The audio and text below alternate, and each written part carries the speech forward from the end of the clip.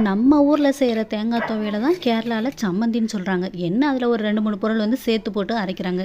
அது எப்படி இருக்குது அப்படிங்கிறத நம்மளும் ட்ரை பண்ணி பார்த்துருவோம். அதுக்கு ஒரு கடாய் அடுப்பில் வச்சு கொஞ்சமாக எண்ணெய் ஊற்றிக்கோங்க. தேங்காய் எண்ணெய் ஃப்ளேவர் எனக்கு பிடிக்காது, அதனால் நான் நல்லெண்ணெய் சேர்த்துருக்கேன்.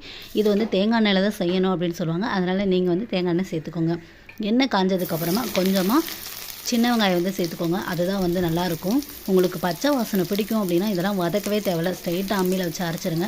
பச்சை வாசனை வந்து பிடிக்காது அப்படிங்கிறவங்க தான் ஒரே ஒரு நிமிஷம் மட்டும் இந்த வெங்காயத்தை வதக்கினா போதும். வெங்காயம் ஒரு 2, 3 துண்டு இஞ்சி சேர்த்துக்கோங்க. காரத்துக்கு தகுந்தபடி வரமிளகாய் சேர்த்துக்கோங்க.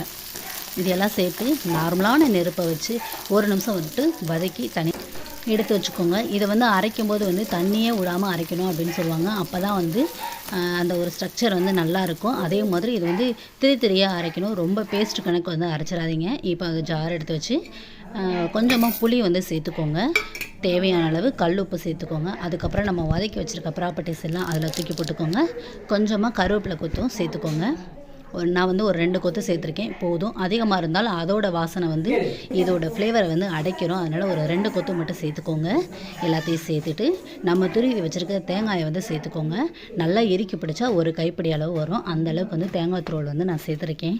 எல்லாத்தையும் சேர்த்து தண்ணியே விடாமல் நல்லா கொரப்பாக அரைச்சி எடுத்துக்கோங்க. அரைச்சதுக்கப்புறமா இதெல்லாம் வந்து தாளிக்கெல்லாம் தேவையில்லை. அப்படியே உருண்டை பிடிச்சி வச்சு அப்படியே சுட சுட இருக்க சாதத்தில் ஒரு குட்டி உருண்டையை அதில் தூக்கி போட்டு பிசைஞ்சு சாப்பிட்டோம் அப்படின்னா உண்மையாகவே இது டேஸ்ட் வந்து அல்டிமேட்டாக இருக்குது. நீங்களும் ட்ரை பண்ணி பாருங்கள். புளியோட அளவு மட்டும் கொஞ்சம் குறைச்சிக்கோங்க.